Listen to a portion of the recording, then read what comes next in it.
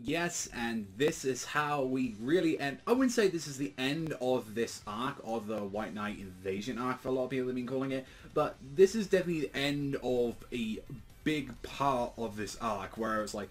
we now have all of our main characters, for the most part, I would say, back, and now we have to deal with the like repercussions and the recuperation of a lot of these characters as they rush their way back to the Clover Kingdom, and to see the insanity that has been happening while they're gone is going to be something I look very forward to, especially with how Asta's going to be reacting. And especially, like, one thing to say as well is, like, how he kind of acted as well to luck turning to the side was something as well I have to mention in this chapter. So when we got to see this one where it was like Asta and Yuno are like charging in, using everything they have enough energy to actually at least flip one of the swords that like Elite was using. However, we noticed something with this. Like immediately, like straight up, Asta knocked his sword back, and with this, he was able to grab, as it was started turning black again, he grabbed the other sword. So even though like we get to see that Lee took away his absorbing sword from what we get to see with the I believe it's like the demon, I believe that one is the demon's the sealing one, and his other one was the demon's slaying sword. So he takes that, and with this, Asta technically got a new sword. He technically did, like, by grabbing it and just getting out of there. However, we did see with, like, Lee made an interesting, like, mention when he was talking to Laya, or, like, his real name now is, like, I can understand it with, like, the Japanese pronunciation is, like, Raya. Like, it's, like, R-H-Y-A, so I like still say Laya is his like his kind of name that he was going with, and that's probably like his true name. And Lee mentioned something where it's like, oh, that's a flashy way to make a huge hole, Hurley, and all that. Did you enjoy that? You sent that grimoire flying and all that, 2 swords and all that. He mentioned that it's no longer his, whereas like I lost that, and it's like, this is the first time where we've really come into talking about this with grimoires, because we've obviously seen characters like, we'd look at like the Vermilion family, we're going to compare them, Fagolion, Melodiona, like also as well Leo, like, and like a lot of these characters all use flame magic, but that doesn't mean that they're using the same grimoire, like they're not using the same spells. We've seen this with like characters like Noelle. We've seen other characters where it's like they've used water-based style attacks, but they're different from Noelle's. Although we've seen like with some of like Noelle's family, where it's like they've had kind of similar serpent things like used in their techniques at once, or it's like similar stuff, especially when she was fighting against one of her brothers. But it's like this, we've never really seen people using the same grimoires, and I think that might obviously differentiate from like people like obviously with Asta's book, like his Black Grimoire, from what we get to see. Yuno's with the 4-leaf clover might be an exception as well, because we did see obviously like the Wizard King using that, and it's like there's obviously some things to mention about this grimoire where it's like, okay, clearly some people can use the same kind of grimoire, we just don't know really what kind of the rules about that. And it's like, what then that says more about Asta and then his relationships, like why exactly can they use both of them? I mean, obviously it's like it was originally belonged to Lee, but then it's like, well, then why can Asta use this even though he's harboring this demon, like from what we know about? It's like, it's adding a little bit more to that mystery in there, and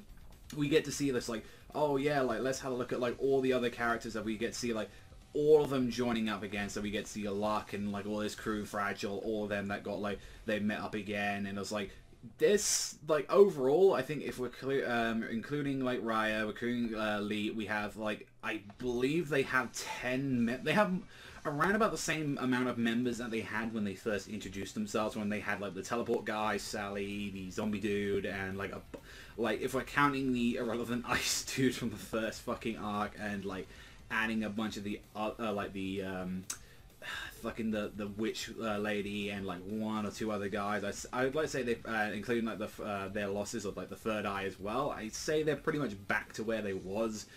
number wise, but obviously with a lot more stronger soldiers. And then this leads out with the Clover Kingdom losing a heavy amount of people, and this ends up with them actually now turning their flying fortress into a moving flying fortress, because a guy can just make a giant ship wheel, and he's like, I could just I can just move this now. It's like, alright, let's go, let's peace out of this area. So yeah, we wasn't able to do much apart from take out some of the, like, this was a very bad mission. The most positive thing that came out of this mission was, okay, now Yuno's awakened to his elf side, which is still middling at the moment, whereas like where that could potentially go.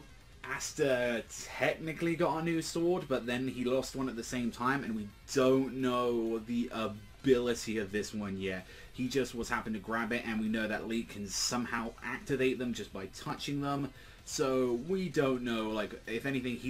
Asta lost a very important ability, where it's like he actually had a very unique one of absorbing techniques, which is something Asta never uses. He used it once against Mars, and that's it. It's like, you're squandering that ability, and now you've given it to a person that's like, I can just use this. I have an absorbing sword against like attacks. That's literally a huge edge sleeve, and it's like, God damn it, Asta. And when we awaken, it's like Mimosa, Yuno, Zora, like Asta all like cutting back, and we get to see that Nozzle's there with like the mushroom dude, where it's like, look, we need to recuperate right now, and like after they like their enemies turn, there was like, we need to get the straight out of here. And it's like, I kind of liked a little bit where it's like, this is Nozzle kind of giving a bit of recognition to Asta, where he was like, he was actually able to get out Mereoleona out of that predicament when she was cornered. So he actually is like, look, like, even though he doesn't want to admit it, it's the whole thing with the Silver family where they're all this like very proud fucking tsundere kind of little attitude, but it's the same, I guess, in a way. It's like he's nowhere near the respect that he has for Goleon, but you can tell that he's like, no, these kids actually did good, and we got an important person out of an incredibly bad situation now. Interesting that no one's really mentioning anything about Yuno right now, where the ears were just like, oh, I guess you guys have got ears now, which I'm hoping that they do address later on. But I guess the one, like, if anything, there are two nitpicks about the chapter, I guess I could really say, with this one, because like I believe the only person that ever mentioned like Yuno's like whole change of differences was probably Noelle, but Noelle and like Mimosa's cousin just come out like a Kirsch I believe his name is, where it's like and it didn't really get explained too much apart from that Luck is still in there, he's still fighting, so it's like he kind of forced that attack to miss. But exactly from what we guys see, like, on there, she was freaking out, was like, what the hell, like, oh my god, like, what's up with them? And no one else is really kind of trying to address that, and I understand Asta's, like, he's still my friend no matter what, like, with the pointy ears and everything, but I feel like maybe the captain here, like, technically, like, out here, Nozzle's in charge now. Now that Mereoleona is knocked out, he is the one technically in charge of this situation, and it's like, no, we've able to be getting some information right now, as he was able to use like a captain exclusive tool, where it's like, he seems to be knowing that like the entire kingdom's happening with other squads right now, and it's like, this is something that isn't just involving us, and it's like, and he just makes up the situation. He's like, we're magic knights, whatever happens, we go back to the kingdom straight away, and all that. And he's like, and he fully addresses it, that it's like, we might have to kill these people, like, straight up, like, we protect our people first, like, first comes first up, like, we are not dealing with traitors right now, because we still don't grasp the situation on there, and it's just like, and Noelle's, like, kind of actually steps up with this, where she's like, no, we're going to use this as a chance to, like, we're going to save them, we're going to save our country. It's like, surely there's a way to bring back the others, like, by mentioning, you know, that, especially with Luck, and, like, Nozzle just, like, he's like, whatever, like, whatever, sis, just do what the fuck you want. But like, straight up, if they're attacking people, if they're attacking innocent civilians, you go fucking I know some of your friends are involved in there, but it's like, that's a fucking military decision right there. But it literally, the chapter ends with, like, at the moment, our current team on there of people, we've got Mushroom Dude, we've got Nozzle, we've got Noelle, Zora, Asta, Yuno, Noelle, Kirsch, Mereoleona, and Mimosa. That's our team right now, where it's like, that's not out of everyone's, like, you've got a slight situation where you got Mereoleona is completely beat up, Asta's completely beat up, even though he is healing technically, like, he is in there getting some power back, but it's like, you've got Nozzle there, and it's like, Leona's just out. She's out of commission for the rest of this. Like, we don't even know how long we're gonna have the situation where it's like a Fagolion situation where it's like she's just gonna be out for a while, and then it's like, no, let's just bring Leo in. Because I feel bad because all of the Vermilion family for the most part has all just being taken out of commission. Like Mimosa and Leo are the only two that aren't in this situation. I know. Even though it's weird that, you know, Mimosa's technically a Vermilion, even though she doesn't have that same burning, fiery attitude like the rest of them. So, and I guess as well, you technically count Kirish into that as well, or it's like, no, those two are completely different on our scale, even though they are still kind of technically related for the most part. And it's like, same thing with like, them and Noelle are like technically cousins and shit. So it's like, overall, I thought this chapter was fine. I think the like little nitpicks were like, why is no one really addressing the elephant out of the room? Like, especially, like, I feel Nozzle would be the one where it's like, what the fuck is that? What is going on with Yuno right now? We need fucking answers. Or even try and attempt to, like, detain him or something, or it's like, no, like, we don't know what's going on with you right now, so we need to actually fucking use you as an instrument right now, and think like, I mean, I know there's a situation where it's like he's under control and we need everyone that we can get. And plus as well, like, with that, it's like, yeah, no, when people are getting murdered, you kind of need to, like, do that. And it's like, I would have liked a little bit of an explanation of how exactly Noelle and Kirsch really got out of there. And it's just like, oh, we just managed to escape after, like, the whole luck situation. Whereas, like, and also I'm guessing this is something where it's like the anime could have actually explored. I know, like, and this is the thing, the anime has been doing some really stupid fucking things with, like, characters where they've been changing scenes where they've actually been acting more fucking dumber than it. And this is the thing, the characters are, like, some of them can act really fucking stupid with, like, certain characters, but I'm going back to the latest episode where they changed the scene for no real reason, like, for letting a character use their magic to set off an alarm where it was just like, oh, I just had it in my pocket all along. So it's like, I don't know, it just felt like it was like we needed